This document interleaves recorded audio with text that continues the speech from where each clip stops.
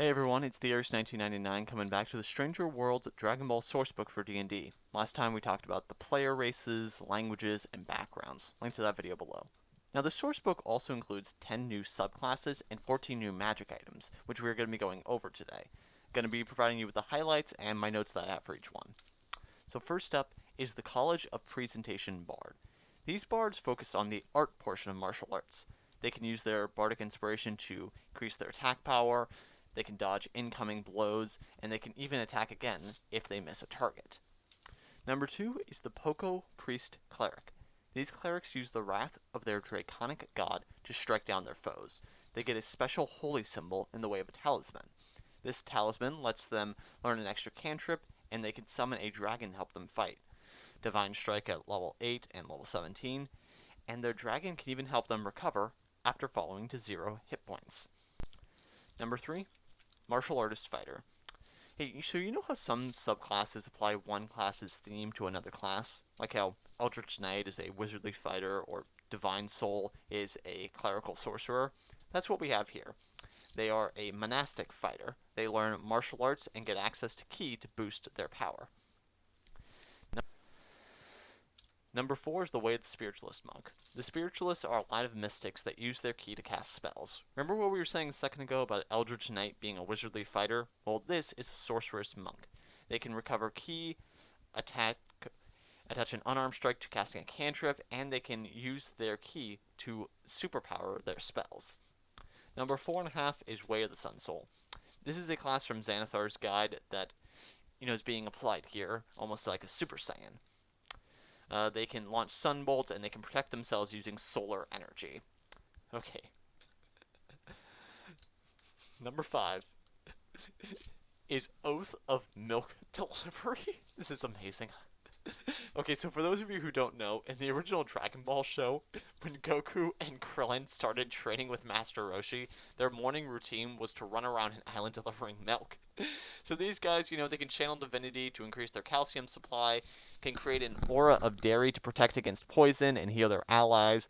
Kind of like Moo Moo Milk from Pokemon. This is ridiculous and I love it. Okay, next is Oath of the Spirit Paladin. This one's a bit more serious than the Milk Oath. They specialize in sword use.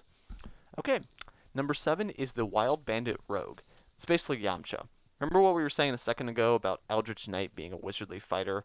Well, these are like a fightery, range-ish rogue. They get superiority dice and some nature magic.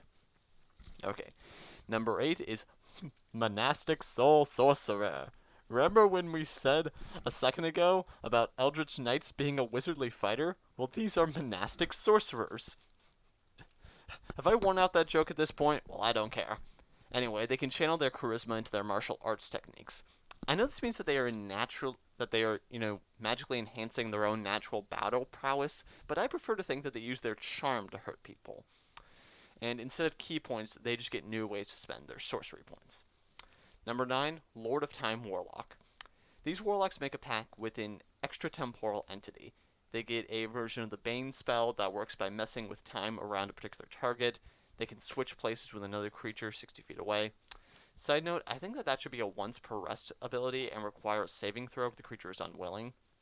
Let's see, what else do they get? Well, at level 10, they get access to the Vatican's Chronovisor, and at level 14, they get a time version of Hurl Through Hell that can just make a target get lost in time. Okay, number 10 is the Majin Progenitor Warlock. They strike a deal with a Boo-like entity, and they can put themselves into a state where they don't need to eat, sleep, drink, and can't be charged. Well, like this, they have a natural armor class and can use charisma in place of strength. There is a once per rest limit on this, but with no maximum time. The thing is that since you don't need to sleep, you can take a long rest by just not overworking yourself for 8 hours, and, it's just a constant ongoing ability. This is kind of overpowered to me. I think it would be better if it lasted for a minute, but maybe you could use it multiple times per day, like once for each number of your charisma modifier, minimum of 1, and you get all charges back after a long rest. Let's see now, where were we? Yes. Also at level 6, when they drop a creature to 0 hit points, they can absorb their life force to recover spells. That one is pretty cool. I like that.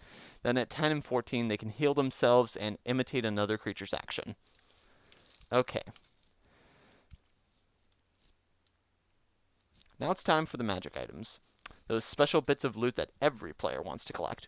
Weirdly enough, a lot of these magic items are actually underpowered. Normally new magic items, whether homebrew or coming from Wizards of the Coast, are stronger than what already exists, leading to a bit of power creep.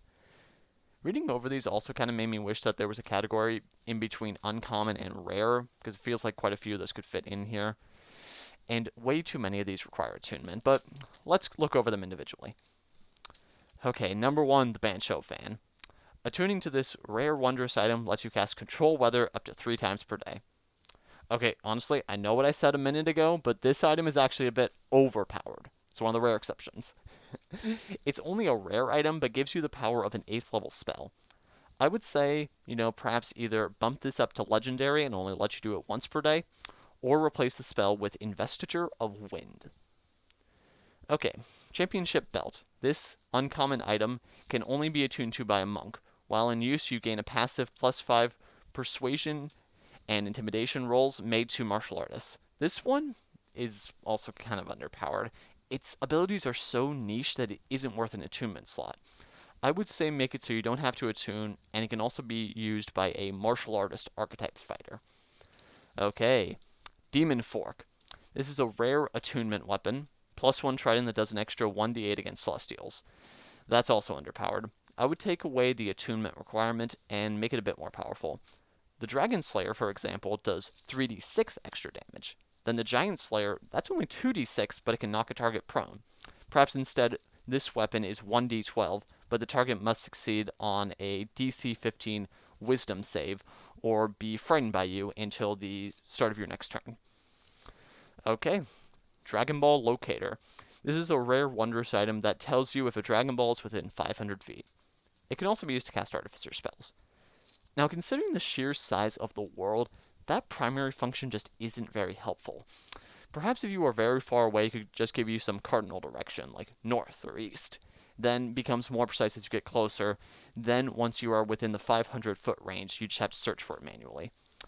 Let's see, now the Dino Capsule, that's essentially the robe of useful items.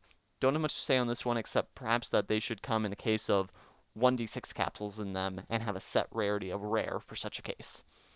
Fruit of the Gods is a retextured potion of fire giant strength, but after the hour you have to succeed on a DC 15 con save or suffer 1 level of exhaustion.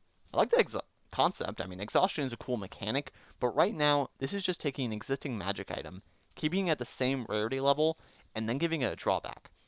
I would say either make it more common or make it more powerful. Like maybe instead your strength goes to 30, but then you are guaranteed exhaustion. That could be interesting. Okay, next up is the Microband. This is an uncommon attunement item that lets you use the reduce function of an enlarge/reduce spell up to 3 times per day. I think that this item should just let you regain all charges each day and not require attunement. Since there are so few circumstances that you would want to shrink yourself in, it doesn't need drawbacks in order to balance it out, even as an uncommon item casting a 2nd level spell. Okay, Ocarina of Heroism is a very rare bard-only instrument. In addition to being a normal spellcasting focus, it lets you cast Beacon of Hope at will. I would slightly tweak the wording on how this item is written to say that you had to spend your action playing the instrument to sustain the effect. Right now, it just requires concentration on Beacon of Hope. So that means that you could be casting other spells or making attacks so long as you're able to maintain your concentration. Okay, the Portera Earrings. It's a set of legendary items that lets you magically fuse with another creature for up to an hour. This one's well balanced. It is a legendary item that lets you use an 8th level spell once per day. Power Pole. This is a rare +1 attunement quarterstaff that can grow up to 50 feet in length and bear 4,000 pounds.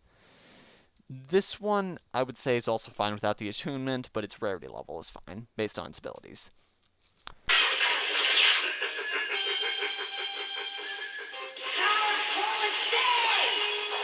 Okay, the Cybermen set.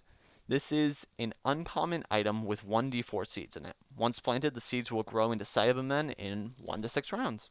Cybermen are a fairly weak creature, and you only get a few seeds, so it probably doesn't need to be any rarer. Oh, Scouter. Okay, here we go. This is an uncommon attunement item, but for once I'm actually going to say that attunement might fit here, since you can also cast message to anyone else with a scouter. That said, since it has that limitation who you could send it to, maybe you increase the range, perhaps 240 feet for your message. You can also use it to scan a target as a bonus action in order to obtain information on them, kind of like a efficient version of the Battlemaster Know Your Enemy feature. Now, Sensu Beans. These are a series of healing items that restore health based on your hit point maximum. I think I would bump the rarity of each seed up one level so that way, the tiny bean is uncommon and the small bean is rare. Because, these are pretty powerful magic items, so they should be a little harder to come by.